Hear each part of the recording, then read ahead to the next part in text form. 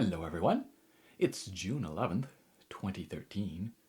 It's Tuesday. It's Harp Tuesday.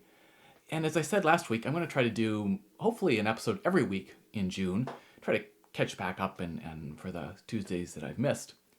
And this Tuesday, I thought I would do just a fairly short episode about two things that I had requests about, and neither of them maybe is long enough for a full episode, but together it'll be a short episode, but hopefully useful. And these two things are double harmonics and tremolos. So I'm going to start with double harmonics. I'm set up in a slightly different angle because I'm going to demonstrate these left-hand double harmonics. And it's something that you don't necessarily come across that often, where it's showing that the left hand is going to play two notes and they're both going to be harmonics. Sometimes, of course, you'll just have the top note be harmonic and it's also playing some lower notes, and I'll talk about that too because I don't think I discussed that in my episode on harmonics. And also this idea of playing two harmonics in the same hand. Obviously, you can play two harmonics no problem with two hands, but the double harmonic is a little bit tricky. So let's, and hopefully you can hear me. I've got my microphone set up over here and hopefully my voice is coming through okay. So let's talk about this. So the idea is you're going to have to hold down the middle of two strings, and you'll almost always see these double harmonics written as thirds. And as I'm going to talk about it, it's really awkward to try to do something other than thirds. So let's look at a third. Let's look at this G and this E. And I'm going to have to try to get the middle of both of those. So I'm going to use this part of the palm to try to grab both of them. And of course, I'm going to want to get both in the middle of that respective string, and I can kind of check. That's not bad. Keeping it down, and then there it is. So what I'm doing is I'm using that sort of the edge, the side of the hand of the palm, to hold them both down, and then the thumb is going to come up, and it's kind of similar to a normal harmonic, right? Here's our normal harmonic position, left hand position, where the thumb is just kind of swiveling a little bit away.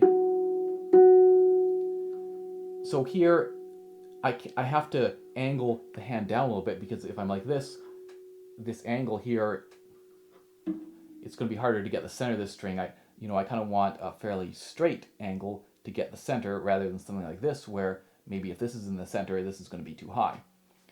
So this part of the hand is position is getting changed, but the thumb motion is kind of staying the same. And then I'm going to play this with two. And two is just going to go on. There's kind of like a pincher motion, right? That you can think about it when you first try it and you can try it just leaving the hand on there. So we're not going to try to coordinate removing the hand and playing the fingers. And we should be able to hear whether we're in the center or not. And it's kind of a pinching motion. The thumb and the first finger are going towards each other. You can practice that first finger and the thumb, and then seeing if you can coordinate that so that it's not too late, and it's not it's not too early and it's not too late, but it's just right. And it can be useful sometimes to play that as a two-handed double harmonic. So just to double check, okay, that's what we should be hearing. So generally I find for me, and I'm, these double harmonics, I always feel like I don't practice them as much as I should. They don't come up that often, and it's awkward. And I definitely feel that my lower finger, two, is generally kind of weak. That harmonic maybe doesn't come across quite as well as the top one. And so you can check, well, that was pretty good. But, you do probably want that top harmonic to sound a little bit more, or at least it's perhaps the more important one to make sure that it's sounding.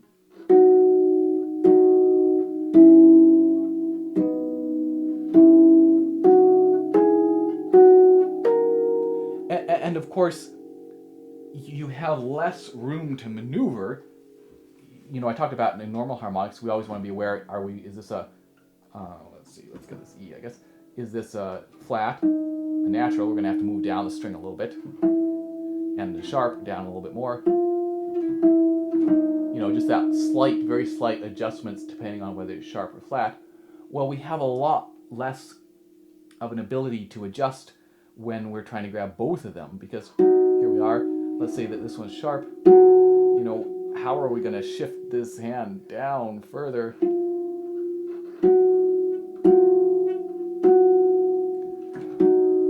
So, as I say, they're awkward, but just try to do the best you can. Practice that motion. Check without removing the hand. All right, because here,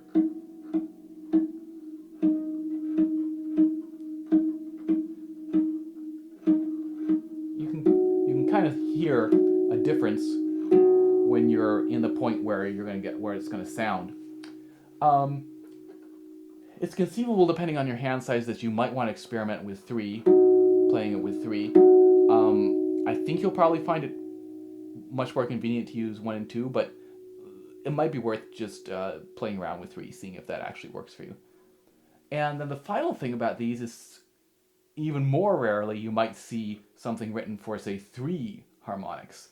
And I've never tried that. It's obviously you need a big hand, which I have, and need to be able to hold down those 3 strings, thirds apart, and then try to. And you can see it's really hard to hold that third one down. It keeps just sounding as a normal note. Maybe I got it there. So, again, that is something that I have seen, but it's pretty hard and maybe not worth the time spent working on it. But I don't know, might be an interesting challenge if you feel like it. And so the final thing with these harmonics is that idea of playing a harmonic on the top note in the left hand, and then playing a note beneath it.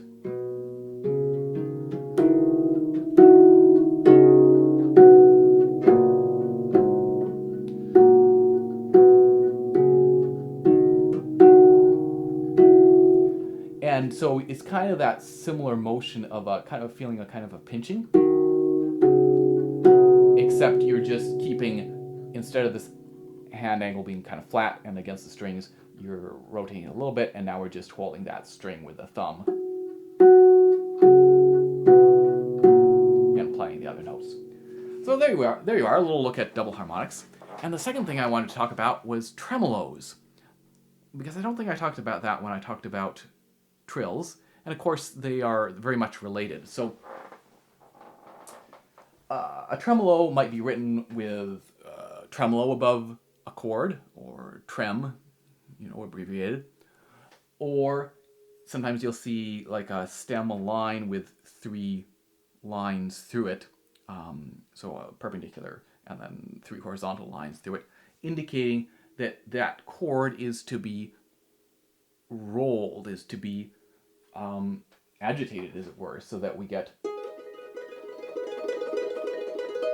So let's break this down a little bit. Sometimes you'll see it just over 2 notes, and that's basically a trill. It's just you have slightly more space between it. So you might see it over notes a third apart, A and C, for example. So a normal trill, say A and B,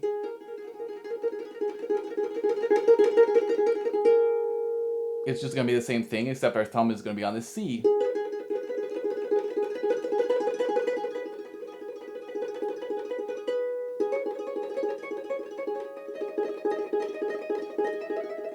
And there I'm using 3, which I'll talk about in a moment. But so when you're looking at those 2-note tremolos, thinking just the same as a normal trill, where you're trying to do these fairly short, relaxed motions, so that there's very little movement, just the necessary movement. So there's a typical trill, and then we're just moving up. And then you might see something where it's maybe a fifth apart, And there you'd probably want to do 1 and 3. So that might feel a little strange for 3, and you would just do that same as you would practice trills, practicing it slowly and relaxed and somewhat loudly, and thinking about things like wrist movement, which the wrist movement gets very abbreviated as it goes fast, but as we're practicing it at a slower tempo, we're thinking about that and making sure we're really relaxing each hand after it plays so that we're building that expectation, that feeling of relaxation in each hand, in each arm.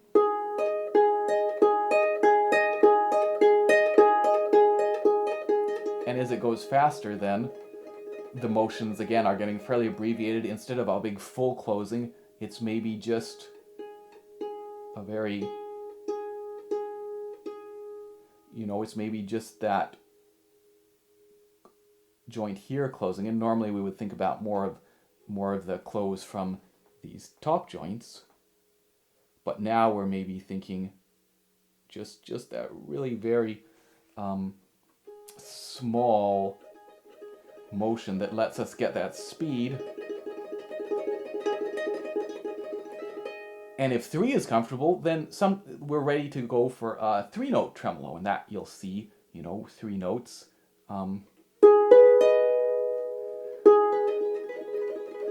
So now we've got 2 going in there, and again you can practice this slowly. And of course thinking about delaying the placing.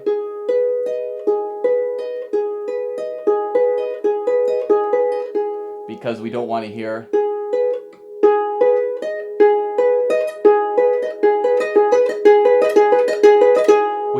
stuff getting stopped.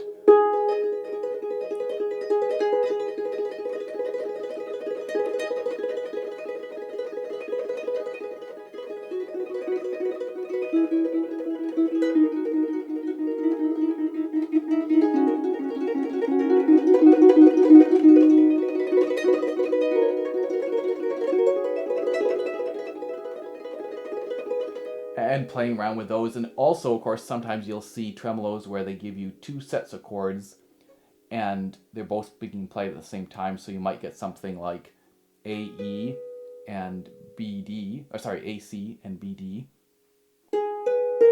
And you're going to split those between the 2 hands. Or maybe in the Ceremony of Carols, for example, there's a lot of those split where the hands are playing different chords. Sometimes you might want to do that as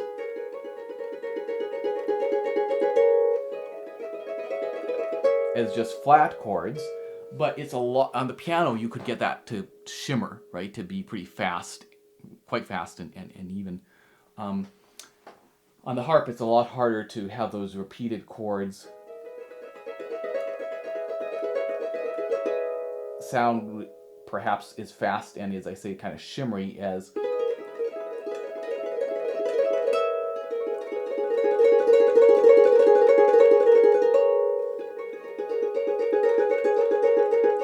but depending on the piece of music and the style and whatever, you might do that the other way. So again, it's just that idea of practicing it slow and building in that relaxation and the wrist movement and the full closing, and then as it gets faster, that more abbreviated, very just what's necessary sort of movement to get it going at the speed that you want.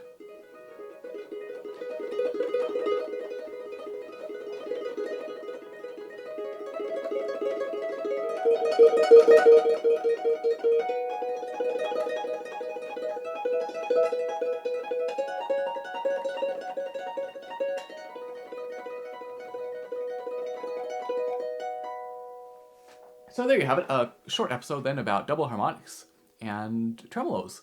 And I will see you again in 1 week's time. Cheers.